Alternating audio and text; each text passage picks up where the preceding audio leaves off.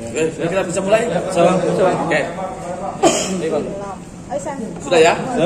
Oke, selamat malam rekan-rekan awak media. Sore ini saya Samsul Jahidin dan rekan saya Ibu Melanie Windasari SH. Ini menanggapi kami kuasa hukum dari Dr. Lita Gading SPSI MPSI. Doktor ya, bukan dokter ya. Karena beliau S3. Jadi menanggapi terkait dengan tentang adanya selentingan kabar berita yang katanya nih klien kami nih Mbak Lita Gading dilaporkan oleh salah satu anggota DPR RI ya, Komisi 11 yang dilaporkan di Polda Metro Jaya. Katanya dilaporkannya terkait dengan kalau saya melihat dari videonya menyampaikan bahwa yang dilaporkan adalah tentang perundungan ataupun tentang pembulian terhadap anak dan undang-undang ITE, tapi tidak jelas disebutkan pasalnya pasal berapa. Saya juga nggak terlalu paham karena klien saya sampai saat ini masih di luar negeri. Klien saya sampai saat ini masih di luar negeri dan tidak pernah menerima somasi, surat teguran ataupun apapun bentuknya itu. Nah, makanya kita kami kuasa hukumnya menanggapi ini ada apa? Apa sih sebenarnya yang diinginkan oleh seseorang yang katanya melaporkan klien kami ini? Mungkin kalau kami melihat dari video-video yang beredar bahwa videonya menyatakan karena ada video yang diunggah klien kami itu menampilkan foto anak daripada pelapor. Kita sebut saja pelapor ini, mohon maaf karena dia juga adalah pejabat publik Dewan Perwakilan Rakyat, anggota Komisi 11 Bapak Ahmad Dhani yang kemarin beserta pengacaranya ke Polda Metro Jaya. Katanya klien kami mengunggah video yang membuat itu menjadi perundungan. Nah, kami sudah pelajari dan analisis bahwa videonya tersebut tidak ada yang sampai membuat jatuhnya mental seorang anak, karena fotonya pun itu beredar kemarin. Di videonya ada menyampaikan bahwa foto-fotonya itu didapat dari akun bodong. Nah, kami mencoba cek ya teman-teman. Ternyata foto-foto itu tersebut sudah beredar. Jadi klien kami ini adalah seorang psikolog tersumpah, psikolog aktif. Jadi ya hanya memberikan tanggapan secara edukasi. Kalau kami melihat video dari unggahan videonya, tidak ada yang menyatakan perundungan ataupun menjatuhkan harkat martabat anak. Dan di dalam video waktu pelaporannya juga kami mendengar dan melihat, menganalisa secara seksama, tidak ada yang disampaikan perundungan itu seperti apa, pembulian itu seperti apa, terganggu psikisnya itu seperti apa. Karena terganggu psikis itu harus dibuktikan dengan pemeriksaan psikologi, bukan ujuk-ujuk laporan. Terus ada, mohon maaf, pengacaranya menyatakan bahwa ini adalah kejahatan luar biasa. Ini bukan kejahatan luar biasa, bukan extraordinary crime. Dan disampaikan di situ ada undang-undang ITE juga dilaporkannya, tapi nggak tahu pasalnya pasal berapa. Di sini saya sampaikan, mungkin rekan kita itu kurang update. Jadi untuk Undang-Undang ITE pasal 27, pasal 28 sudah dibatalkan MK dengan nomor perkara 115 dan 103 bahwa keributan di sosial media tidak dapat dipidana. Yang artinya dia mau laporkan dengan unsur pasal apa? Karena teman-teman media bisa ngecek, masyarakat seluruh Indonesia bisa mengecek sendiri video yang diunggah oleh klien kami. Apakah ada yang melanggar norma hingga menciptakan yang namanya kekerasan membuat psikis. Dan saya perlu ingatkan kembali bahwa kalaupun tindak pidana kekerasan anak itu minimal hukumannya 3 tahun 6 bulan. Dan itu kekerasan yang dibuktikan dengan ada visum et repertum dan lain-lain, bukan berdasarkan katanya. Ini negara hukum, bukan negara nenek moyang kita. Bukan negara nenek moyang dia. Mungkin ada yang mau ditanya teman-teman? Bang, di video itu apakah benar disebutkan nama Safia-nya Bang? Mari kita. Benar. Safia Ahmad Dhani disebutkan. Permasalahannya di mana? Itu kan di bawah umur, Bang. Jadi yang dipermasalahkan sama Ahmad Dhani itu dari dokter Litanya itu sendiri mengunggah foto dari anak di bawah umur dan menyebutkan nama aslinya dari Safia itu sendiri. Banyak kok media di berita, di Tribun, ada di Tribun di lain-lain, teman-teman bisa cek di Google kok. Banyak media yang memberitakan itu. Kenapa klien kami yang dilaporkan? Ada apa klien kami yang dilaporkan? Harusnya dia melaporkan dong media-media yang mengupload anaknya, mengupload berita ini. Klien kami hanya menanggapi secara akademisi, sebagai akademisi ya. Saya ulangi lagi, sebagai akademisi untuk edukasi. Sebagai akademisi untuk edukasi, please deh. Nah, Bang, tapi di unggahan itu video fotonya di blur nggak matanya atau full? Saya belum pernah lihat. Kan tidak di blur, karena foto itu diambil dari sosial media, dari berita-berita yang sudah beredar. Teman-teman bisa cek sendiri. Ini kan foto-fotonya yang diupload oleh klien kami. Diambil dari berita-berita yang sudah beredar. Ini ada Nakita, Tribun, Pos Kupang, Tribun Style, Intiseller, Tribun. Laporkan semuanya. Baru laporkan klien kami. Jadi jangan ada tendensius. Terus di akhir videonya pun, mohon maaf, PH-nya mengatakan kita akan meminta untuk ditangkap paksa klien kami. Saya sampaikan, klien kami ini bukan penjahat. Klien kami ini tidak melakukan kejahatan yang luar biasa. Dan klien kami ini kami pastikan tidak akan mengatakan minta maaf. Minta maaf untuk apa? Klien kami tidak akan minta maaf. Karena untuk meminta maaf untuk apa? Apakah karena dia, mohon maaf, memiliki power sebagai Dewan Pengkhianat Rakyat? Salah, maksudnya Dewan Perwakilan Rakyat. Mau menggunakan abuse of power-nya tidak bisa. Semua harus memenuhi unsur autus reus mens rea-nya. Dan sudah disampaikan di videonya sendiri, mereka pun sendiri mengakui bahwa ini katanya video edukasi. Mereka menganggap itu bukan edukasi, itu kan anggapan mereka secara pribadi, bukan secara undang-undang. Kalau jika di dalam video itu dia mengatakan sudah diatur tentang Konvensi Anak tahun 1989, ini saya terangkan. Konvensi Anak tahun 1989 mengatur tentang perlindungan anak. Apakah pertanyaan saya, apakah anaknya beliau ini mengalami perundungan, mengalami kekerasan? Apakah sudah diperiksa di psikolog? Apakah ada terdampak? Dia sampai tidak bisa sekolah. Klien kami malah mengedukasi agar jangan dibawa anaknya. Coba dia ditonton videonya sampai selesai. Ada 3 video itu. Coba ditonton sampai selesai. Ada 3 video. Malah dia mengedukasi. Please deh, jangan lu bawa anak lu ke dalam permasalahan lu. Karena anak tidak ada masalah sangkut paut dengan orang tua. Ini rekan saya, Ibu Melani Windarsari, punya anak juga.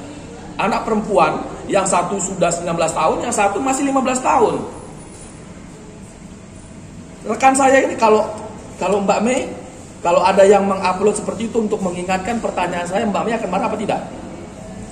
Tentu enggak ya Pak. Tentu aja enggak. Kita mungkin di sini juga perlu ditegaskan. Sebagai ibu tentu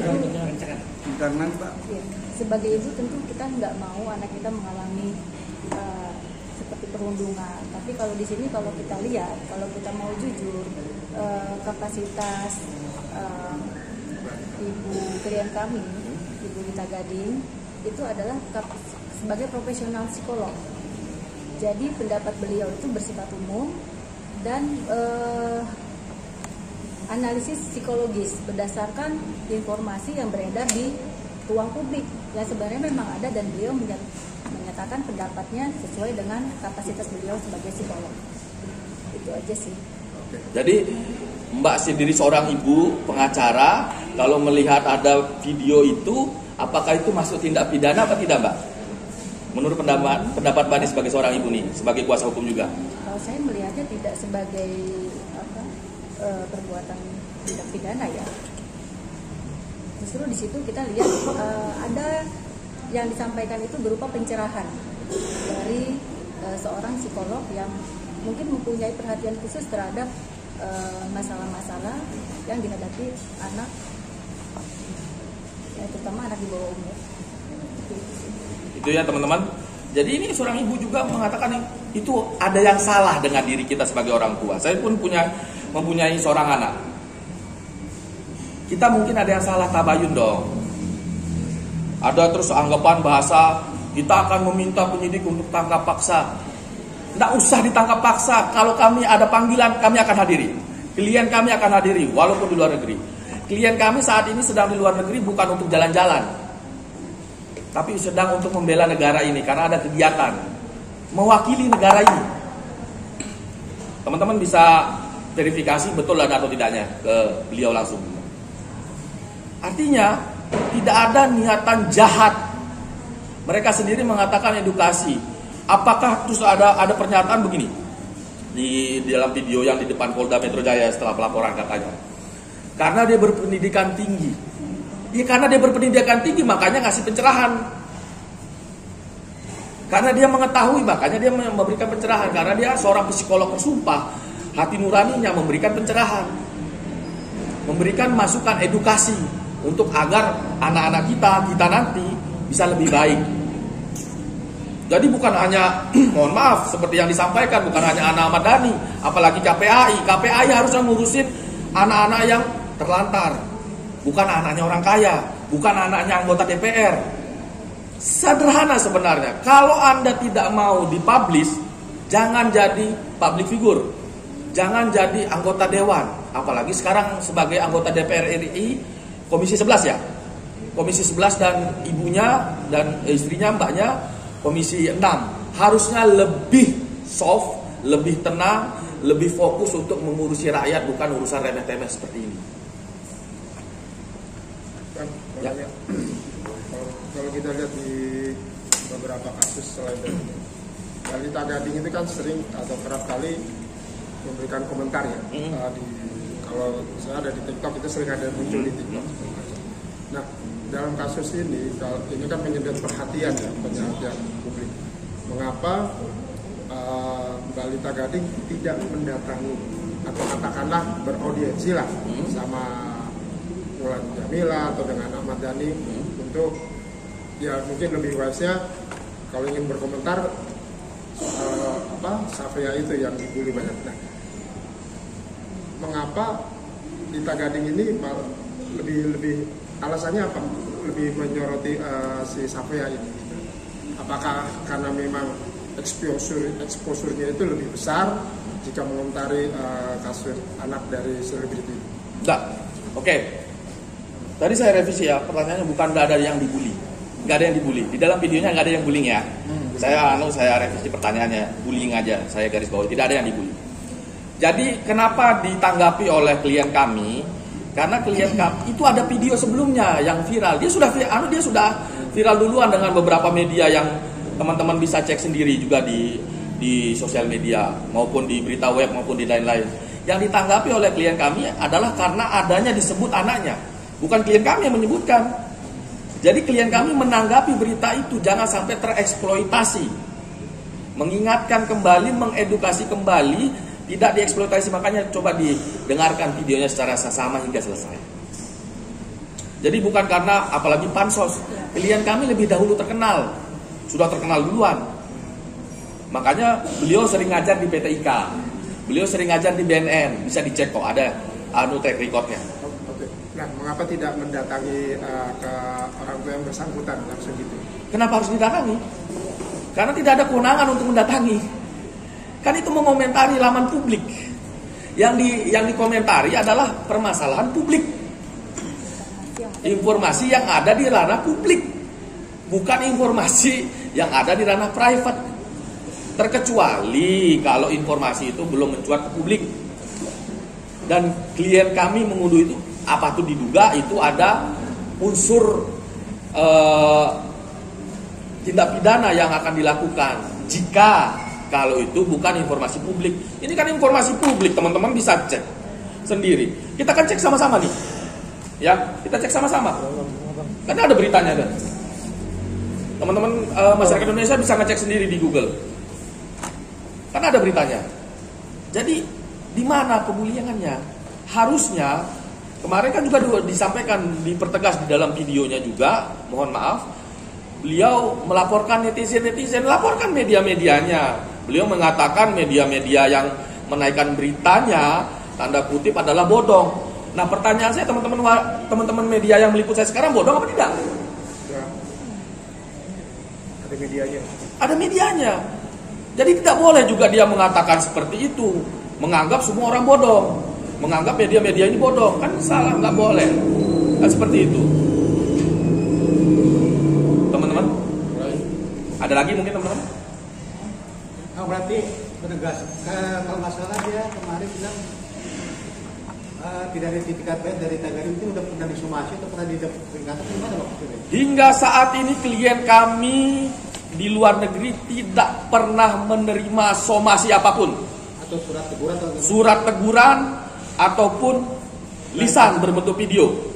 atau Secara tertulis tidak ada. Makanya kami tidak tahu. Orang klien kami aja tidak tahu, dia dilaporkan. Atas dasar apa dilaporkan? Makanya kami pun sampai dihubungi, kami pun sendiri bingung. Ini ada apa? Ini masalahnya apa?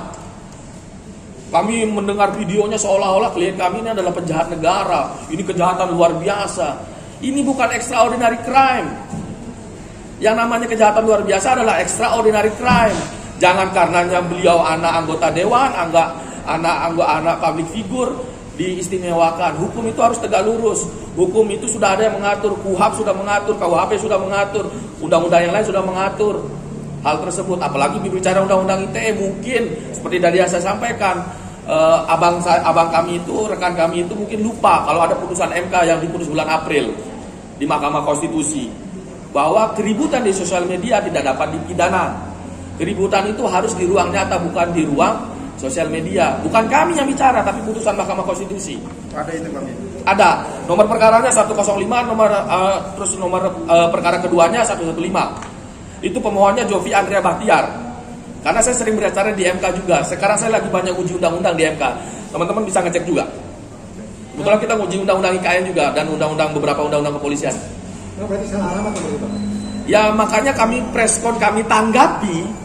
Ini adalah salah satu itikat baik dari klien kami menanggapi bahwa ini salah alamat. Anda harusnya melaporkan yang patut Anda duga itu media-media yang menaikkan dugaan anak Anda pada awalnya. Seperti itu. Jadi ini salah alamat. Jadi klien kami juga tidak pansos, tidak panjat sosial, karena klien kami sudah terkenal lebih dahulu dan tidak ada secara untung maupun material maupun imaterial ketika dia membahas mengenai itu. Coba saudara, teman-teman masyarakat lihat, semua videonya mengedukasi, pencerahan. Jadi bukan hanya anaknya saudara Ahmad Dhani, tapi banyak juga yang dikomentari. Nah juga untuk khusus KPAI juga. Nah KPAI janganlah terlalu overact. Lebih baik mengurusi banyak kasus perundungan anak yang tindak pidana kekerasan anak di Indonesia ini. Jauh usah di Indonesia, klien kami pun ada di Kalimantan Barat. Itu lebih dahulu. Bukan anak yang nggak ada psikosok yang dikatakan terganggu psikologi, psikososialnya, psikologinya, kan harus diperiksa sama psikolog kalau memang dia terganggu, kan gitu ya kira-kira teman-teman. Bang, berarti bisa dibilang tuh patut disayangkan nggak sih Bang, apalagi ini kan tujuannya untuk mengedukasi, tetapi malah berujung dengan laporan pidana, gimana?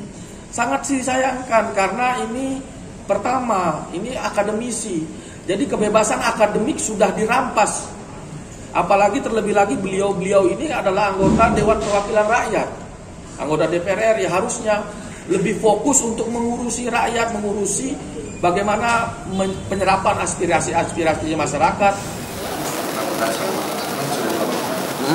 Novita Tandri sudah diperiksa, cuma saya belum ada waktu. Yang mana tuh? Yang laporan psikologi aku, nama tadi kan sudah diproses. Nah, dari pengacara itu Belum paham pertanyaannya, maksudnya? kan laporan masukan. Tanggapan dari Mas seperti apa? Tanggapannya, ya saya mau tanggapi apa? Orang baru dumas, Bebas-bebas saja dia. bebas saja. Jadi saya mau tanggapi apa? Orang masih dumas, masih baru pelaporan, belum terproses. Tapi pengakuan laporan Kita nggak tahu. Itu kan diskresinya penyidik. Iya, mungkin bisa langsung tanya ke humas. Tanya ke humasnya. Tadi kan udah upload video tuh, humasnya udah nerima laporan. Apakah penyelidiknya menemukan auctus reus atau mens rea yang jahat atau tidak, kan gitu. menurut Ahmad tadi kan itu lagi apa? Hah? Menurut Mas Ahmad tadi kan Itu kan menurut dia. Iya. Sama seperti dia, layak menghina orang. Kan dia dilaporin kena MKD. Majelis Kehormatan Dewan, DPR. Dia berhak menghina orang lain. Dia anggap itu tidak penghinaan. Ternyata kan MKD berpendapat lain, dia disuruh minta maaf. Harusnya malu sebagai anggota dewan. Kan begitu. tapi tanggapan seperti itu yang seharusnya layak ditangkap atau tidak? Itu sah-sah saja. Layak dan tidak layak kita tidak berhak menilai, itu sah-sah saja. Dia mau berpendapat apapun, dia mau menyampaikan apapun, itu haknya, hak beliau. Tapi kalau klien kami menanggapi cuma satu, kami kalikan 0. Terus juga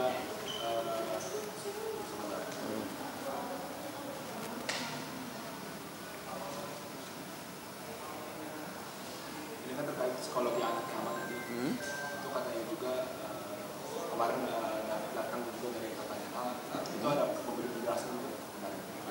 Oh, itu haknya. Itu kan sebagai kakak. Hak beliau, hak keluarganya beliau, kita tidak bisa intervensi dan kita tidak perlu tanggapi. Itu kan haknya beliau.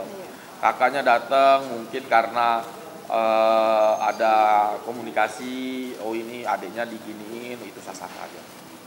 Tapi maksud dari tujuan berita anaknya apa itu? Edukasi. Edukasi, pencerahan publik. Itu mungkin sudah dijelasin awalnya kenapa bisa akhirnya Panjang, nanti kan teman-teman bisa melihat itu di sosial media, kan itu panjang itu urutannya. Baru dikritik, dikomentari sama klien kami. tapi emang itu layak diedukasi. Semua layak diedukasi. Semua layak diedukasi di dalam perspektif akademis, di ruang akademik. Itu kan bisa bisa saja ditanggapi. Namanya akademik. Jadi akademi sebagai akademisi, praktisi menanggapi berdasarkan etimologi, keilmuan. Bukan berdasarkan pendapat pribadi, tapi itu berdasarkan etimologi karena beliau psikolog. Kan mungkin juga kan tentang undang-undang di ITE ya. Ya. Nah, itu referensi seperti apa? Jadi Tadi udah kami sampaikan. Tadi kami sampaikan terang benderang. Mungkin beliau lupa kalau kegaduhan di ruang publik itu tidak dapat dipidana sepanjang tidak menjatuhkan norma susila. Apakah dia apakah dia anaknya sebelumnya, apakah anaknya telanjang apa tidak, difoto di dalam rumah. Itu kan foto beredar yang di laman publik. Ahmad tadi ingin adanya klarifikasi dari berita itu seperti apa? Yang mau diklarifikasi apa? Permasalahannya apa? Yang mau diklarifikasi ini apa? Permasalahannya apa? Kita juga nggak tahu. Kita juga bingung. Ya, terus Publik pun bingung. Jadi kita sama-sama bingung. Makanya saya mengatakan ini kita tersesat di jalan yang terang.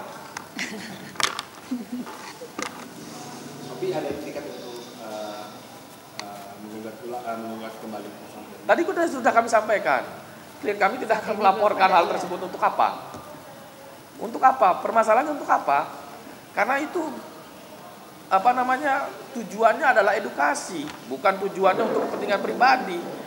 Jadi kalau dia mau melaporkan itu sah-sah saja, tapi kalau untuk klien kami melaporkan balik tidak akan dilakukan oleh klien kami. Cukup. Kedepannya akan seperti apa nih? Kita juga nggak tahu. Kita akan lihat, kita akan ikuti proses hukumnya. Kita, klien kami, warga negara yang baik akan ikut mengikuti proses hukumnya. Dan kita akan kooperatif ya, Dan Bang? akan kooperatif. Ya. Tapi yang perlu disampaikan bahwa klien kami tidak akan mengatakan minta maaf. Karena klien kami tidak tahu mau minta maaf untuk apa. Karena itu kan juga disebut karena niatnya untuk edukasi kan. Betul. Tapi diterima oleh Ahmad Dhani berbeda kan. Iya, silakan publik bisa menilai itu sendiri. Mungkin bisa dilihat lagi konten-kontennya Dr. Lita Gading seperti apa. Dan itu sama sekali nggak ada menyerang pribadi atau merendahkan keluarga dari Bapak Ahmad Dhani. Seperti itu ya, Bang. Ya. Makasih, Mas. Cukup ya? Terima kasih. Ya.